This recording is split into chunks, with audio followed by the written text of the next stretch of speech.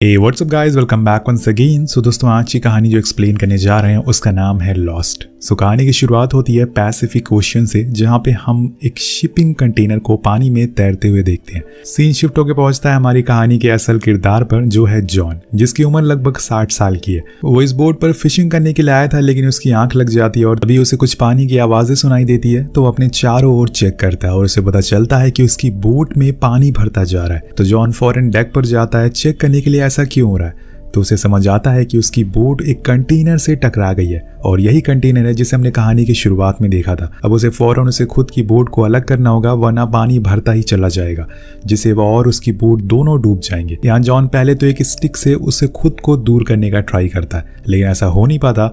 तो नीचे से सी एंकल लाता है, फिर कंटेनर पर जाकर उसे बांध देता है, जिससे कि वो उससे दूर चला जाता है और बोट फ्री हो जाती है। लेकिन जाते समय उसे याद आता है कि उसने एंकर तो वहीं छोड़ दिया है। तो वो दोबारा उसके पास जाता है और होशियारी से उसे वापस ले आता है। लेकिन यहाँ एक छोटी सी टक्कर की वजह से उसकी बोट का एक हिस्सा टूट चुका था, जिसमें से पानी अंदर घुसता जा रहा था और अब उसे जितनी जल्दी हो सके इसे ठीक करना होगा। तो पहले तो जाकर वो वाटर पंप को ऑन करने की कोशिश करता है, जिससे कि वो पानी को बाहर निकाल सके। लेकिन पानी की वजह से बोट की सारी इलेक्ट्रॉनिक चीजें खराब हो चुकी है, इसलिए वो भी नहीं चलती। तो यहाँ जॉन सबसे पहले शांति से अपना दिमाग चलाता है और अपनी बोट को अच्छे से देखता है और अंदाजा लगाता है कि असल में खराबी कहाँ हुई है। और सबसे पहले एक टूल बॉक्स निकालता है, जिसकी मदद से वो ज्वालू हैंडपंप बनाता है, जिससे बोट का पानी बाहर निकाला जा सके। अब उसे ये सब करते हुए काफी देर हो चुकी थी और उसे भूख भी लग जाती है। तो पहले तो कुछ खा लेता है और फिर दोबारा से उसी हैंडपंप से पानी बाहर निकालना शुरू कर देता है। लेकिन इसी तरह से अब रात हो जाती है और अब जब बोट के अंदर सोने लायक कोई जगह ही नहीं बची थी, इसलिए वो एक झूला बनाता और उस पे ही वो रात गुजार देता है। अगली सुबह उसे सबसे पहले तो उस होल को बंद करना है जो कंटेनर की वजह से हुआ है, क्योंकि वहां से पानी लगातार अंदर आता जा रहा है। इसलिए वो एक चटाई को वहां पे ग्लू से चिपका देता है, ताकि कुछ तो पानी अंदर आने से रुका रहे। लेकिन अभी भी वो होल बंद नहीं हुआ था, क्योंकि पानी भरता ही जा रहा था। इसलिए वो फिर से हैंडपंप चलाता और अंदर के पानी को बाहर निकालता है और फिर दोबारा से होल को बंद करने में लग जाता है। कुछ देर बाद फाइनली वो पूरी तरह से उस होल को बंद करने में कामयाब हो जाता है। लेकिन क्या ये काम करेगा, यही चेक करने के लिए वो बोट को थोड़ा डीप ले जाता है और लकीली ये जुआल उसका काम कर रहा होता है। अब उसका अगला काम है किसी को मैसेज भेजना कि वो यहाँ पर फंसा हुआ है, लेकिन इसके लिए उसे रेडियो की मदद चाहिए, जो कि अब बंद पड़ा हुआ है। अब यहाँ वो एक बार फिर से दिमाग चलाता है, जिससे कि उसे एक आइडिया आता है। वो नीचे से बोट की बैटरी लेकर आता और फिर उसे खोलकर रेडियो से कनेक्ट कर देता है। उसके पास एक मैप भी था, जिसकी मदद से वो उसी लोकेशन के बारे में पता लगाता है जहाँ पे कनेक्टिविटी ज्यादा आती है और फिर सभी को SOS मैसेज भेजने का ट्राई करता है। लेकिन अफसोस इस बार उसका ये आइडिया काम नहीं आता और वो रेडियो को वहीं छोड़कर नीचे आ जाता है, जहाँ वो एक बुक को उठाता है और उसमें लिखी चीजों को समझने लगता है। दरअसल दोस्तों ये बुक उसी रेडियो के साथ मिली थी, जिसमें बताया गया था कि अगर आप मुसीबत में हो तो कैसे इसे इस्तेमाल करके मदद मांग सकते हैं। अब वो बुक को पढ़ ही रहा होता है, लेकिन तभी अचानक से ऊपर कुछ आवाजें आती, तो वो फौरन जाता और रेडियो पर बात करने की कोशिश करता है। लेकिन उसकी किस्मत खराब होती है, तभी उसका ट्रांजैक्टर खराब हो जाता है, जिससे उसका कनेक्शन टूट जाता है। तो वो उदास होकर नीचे आ जाता है और ढेर सारी शराब पीना शुरू कर देता है। यहाँ हम जॉन के चेहरे पे अब एक डर देखते हैं जो हर किसी को लग सकता है जब वो ऐसी जगह पर फंसा हो। उसे पता नहीं है कि वो बचेगा भी या फिर नहीं। इसके बाद वो जाकर खुद के लिए खाना बनाता है, तभी उसे कुछ बारिश की बूंदें उसके हाथ पे गिरती है। तो वो ऊपर जाकर देखता है तो हल्की फुल्की बूंदाबांदी हो रही थी, लेकिन वो उसे एंजॉय कर रहा था। दूसरी चीज वो उसके पानी को इकट्ठा कर लेता है। अब जॉन नीचे आकर अपने बनाए हुए खाने को खाता है और फिर रात को बुक पढ़ते पढ़ते सो जाता है।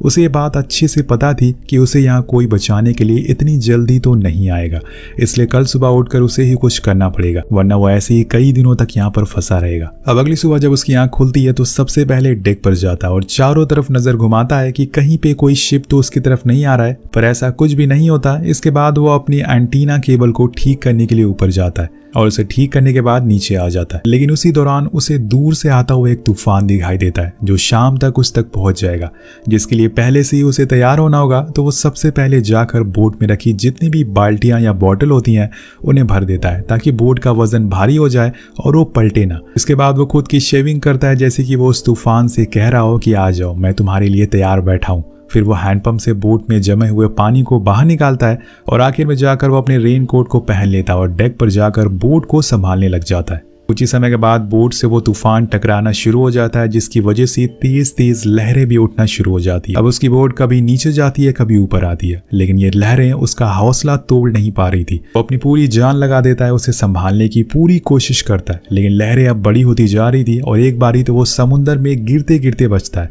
तब उसे आइडिया आता है कि क्यों ना वो एंकर की मदद से बोट को एक ही जगह पर खड़ा कर दे। तो वो फौरन नीचे से एंकर लाता है और पानी में डालने लगता है, लेकिन तभी गाइस सामने से एक विशाल लहर आकर उसकी बोट से टकराती है, जिससे कि वो और उसकी बोट दोनों पानी में डूब जाते हैं। पर जॉन एक होशियार किस्म का आदमी है, वो अपनी बोट की हैंडल को नहीं छोड़ता और उसकी मदद से उसे फिर से सीधा कर देता है और फिर से नीचे जाता है, बचे हुए कामों को पूरा करने लगता है। सबसे पहले तो वो फिर से पानी को बाहर निकालना शुरू करता है, क्योंकि बोट में पानी कमर तक भर चुका था, जिस वजह से वो भारी हो गई थी।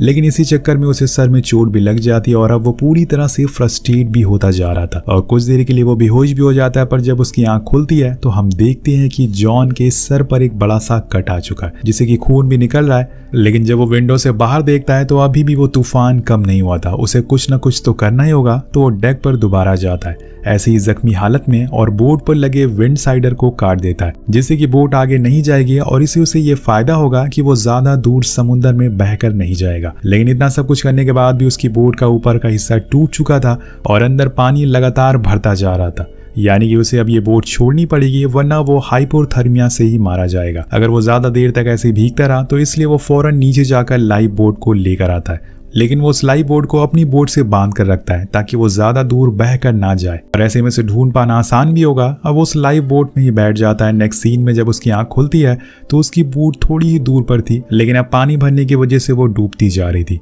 खुद की बोट को ऐसी हालत में देखकर जॉन को बहुत ज्यादा बुरा लगता है, लेकिन ये उसकी मजबूरी है। लेकिन वो एक आखिरी बार उसके अंदर जाना चाहता है, इसलिए वो खुद की तरफ उसे खींचता है और फिर उसके अंदर जाता है। वो बोट अब पहले जैसी नहीं रही है, उसमें कंधे तक पानी भर चुका है। तो वो अपनी ज़रूरतों का सामान लेता है, जैसे कि फूड कैन, पानी की बोतल, टूल बॉक्स और आखिर में उसकी मॉम की दी हुई हैट। लेकिन जाते जाते उसे खुद के जख्म का ख्याल आता है, तो वो थोड़ा और अंदर जाता है और वहां पर उसे फर्स्ट एड बॉक्स मिलता है और फिर सारे सामानों को लेकर वो वापस अपनी बोट पर आ जाता है और आखिर में उसी रस्सी को काट देता है। और फिर क्या था दोस्तों, देखते ही देखते वो पूरी बोट डूबने लगती है और एक पल ऐसा आ जाता है जब वो उसकी आंखों के सामने से ओझल हो जाती है। यहाँ जॉन ये देखकर थोड़ा इमोशनल भी हो जाता है, क्योंकि उसकी बोट के साथ उसकी बहुत सी यादें जुड़ी थी। लेकिन अब उसके पास यही छोटा सा घर है जिसके साथ उसे यहीं आने वाले दिन को गुजारना होगा। पर आखिर कितने दिन वो यहाँ ऐसे ही रहेगा। अब वो पानी से ज्यादा करीब है, क्या पता कोई शार्क आ जाए। अब वो अपने साथ लाए एक इंस्ट्रूमेंट को खोलता है जिससे कि उसे लोकेशन को चेक कर सके। वो उसे दूर दूर देख सकता है, जिसे वो मैप में निशान लगाता है और तब उसे पता चलता है कि वो पैसिफिक ओशियन के कितने अंदर आ चुका है। लेकिन मैप में उसे थोड़ी ही दूर पर एक शिपिंग लाइन शो होती है जहां से हर दिन बहुत सारे शिप गुजरते हैं। वो उस लाइन पर मार्क लगाता है और उसके जितने करीब हो सके जाने की कोशिश करता है। लेकिन उस रात एक बार फिर से तूफान दस्तक देता है और इस बारी तो उसके पास यही एक छोटी सी राफ्ट है। पहले तो उसके पास इतनी बड़ी बोट थी तो वो कुछ नहीं कर पाया, लेकिन अब वो क्या करेगा। और फिर वही होता है, एक तेज लहर आती है और उसकी राफ्ट पलट जाती है, जिससे वो कंधे तक पानी में होता है। तभी वो राफ्ट के जिप ओपन करता है जिससे कि वो बाहर आ पाता है, लेकिन वो ऐसे ही उसे छोड़कर नहीं जा सकता है, इसलिए वो दोबारा उसके पास जाता है और उसके ऊपर खुद को कान और आंखें बंद करके बैठ जाता है।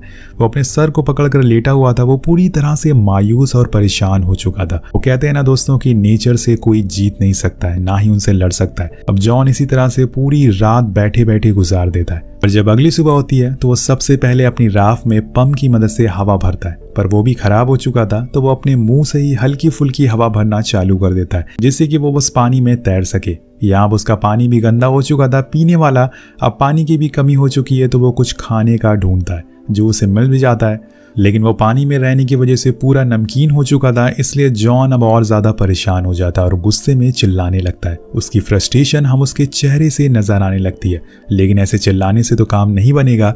वो पहले तो मैप चेक करता है कि अब वो कितना दूर है। तब जाकर उसे पता चलता है कि अब थोड़ी दूरी पर शिपिंग लाइन है, जिससे कि उसे थोड़ा हौसला मिल जाता है। लेकिन अब यहाँ उसके लिए एक और मुसीबत हो जाती है और वो थी कड़ी धूप। वो बिल्कुल आसमान के नीचे है, इसलिए वो खुद को एक पन्नी से ढकने की कोशिश करता है, लेकिन आखिर कितनी देर वो खुद को ढककर बैठा रहेगा। जैसे जैसे समय बीता रहता है धूप और तेज बढ़ती रहती है, जिस वजह से उसे और ज्यादा प्यास लगना शुरू हो जाती है, जिसके लिए वो एक उपाय ढूंढता है। वो उसी धूप का इस्तेमाल करता है पानी बनाने के लिए। जिस कैन में उसका पानी था वो उसे बीच से कट करके उसके ऊपर एक पन्नी लगा देता है और उसके नीचे एक ग्लास रख देता है, जिससे कि वहाँ रखा हुआ पानी प्यूरिफाई होने लगता है भाप बनकर और उस कप में भरना शुरू हो जाता है। चलो अब पानी का जुगाड़ तो हो गया था, लेकिन उसके लिए अब खाने का इंतजाम करना बाकी था, जो पानी का इंतजाम करने से थोड़ा आसान था क्योंकि उसके आसपास मछलियों का भंडार था। तो वो एक कांटा बनाकर पानी में डाल देता है, जिसके बाद वो एक बार फिर मैप में देखता है। तभी उसके सामने से आता हुआ उसे एक बड़ा सा कार्गो शिप दिखाई देता है, जिसे देखकर उसे एक उम्मीद दिखाई देती है, इसलिए वो फौरन एक फ्लेयर जलाकर वेव करने लगता है। अब जैसे जैसे वो करीब आता जा रहा था वो चिल्लाने भी लगता है, लेकिन धीरे धीरे वो शिप उसके साइड से गुजर जाता है और कोई भी उसे देख नहीं पाता। अगर वो बोट पे होता तो मे भी वो लोग उसे देख पाते, लेकिन वो एक छोटी सी राफ्ट पर है जिसके सामने इतना बड़ा शिप कुछ नहीं है। अब यहाँ उसकी उम्मीद इतनी पास आकर भी उसे दूर चली जाती है और वो फिर से मायूस हो जाता है और जॉन फिर से ऐसे ही बैठा रह जाता है और इसी दौरान वो नोटिस करता है कि उसकी ट्रैप में मछली फंस चुकी है। तो वो उसे खींचना शुरू करता है, लेकिन जब तक वो उसके पास आती है एक शार्क उस मछली को खा जाती है। तो यहाँ उसका खाना भी जा चुका था और जॉन पूरी तरह से परेशान हो चुका था। हम देखते हैं कि अब रात में एक बार फिर से एक शिप उसके पास से गुजरता है, तो एक बार फिर से फ्लेयर छोड़ता है, लेकिन यहाँ भी वही होता है, वो लोग जॉन को देख नहीं पाते। जिसके बाद उसके अंदर अब जीने की उम्मीद ही खत्म होती जा रही थी। उसे तो यही लगने लगा था कि यहाँ तो बस बड़े बड़े शिप ही आएंगे जो कि उन्हें कभी देख ही नहीं पाएंगे और वो ऐसे ही यहाँ पर फंसा रह जाएगा। अब अगली सुबह जब वो सोकर उठता है तो देखता है कि जो पानी का जुगाड़ उसने लगाया था उसमें काम करना शुरू कर दिया है। तो वो फौरन पहले तो पानी पीता है और फिर से पानी में मछली के लिए जाल फेंकता है और इसके बाद वो उस लोकेशन डिवाइस से देखता है और उसे पता चलता है कि अब वो शिपिंग लाइन से काफ़ी आगे आ चुका है, यानी कि इस रास्ते पे अब कोई भी शिप नहीं आएगा। ये देखकर उसकी सारी उम्मीद टूट जाती है और यहाँ से वो अब जीने की उम्मीद छोड़ देता है। उसे पता चल चुका था कि अब वो तो शिपिंग लाइन से आगे आ चुका है, अगर कोई शिप उसके पास से गुजरती भी है तो वो उसे देख नहीं पाएंगे। इसलिए वो आखिर में एक पेपर में कुछ अपने दिल की बातें लिखता है। उसकी जिंदगी में जो भी गलतियां करी है उसने उन सभी के लिए वो माफी मांगता है। और आखिरी लाइन में वो अपने परिवार के लिए कुछ बातें लिखता है।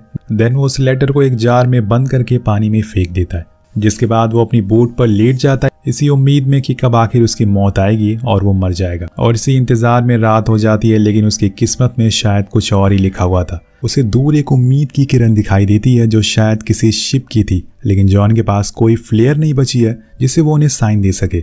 तो अपने पास जितने भी पेपर थे उन्हें जला देता है और उसे साइन देने की कोशिश करता है, लेकिन वो आग इतनी ज़्यादा बढ़ जाती है कि उसे संभालना मुश्किल हो जाता है और देखते ही देखते पूरी राफ्ट में आग पकड़ लेती है। अब उसके पास कोई ऑप्शन नहीं बचता पानी में कूदने के अलावा। वो सीधा पानी में कूद जाता है।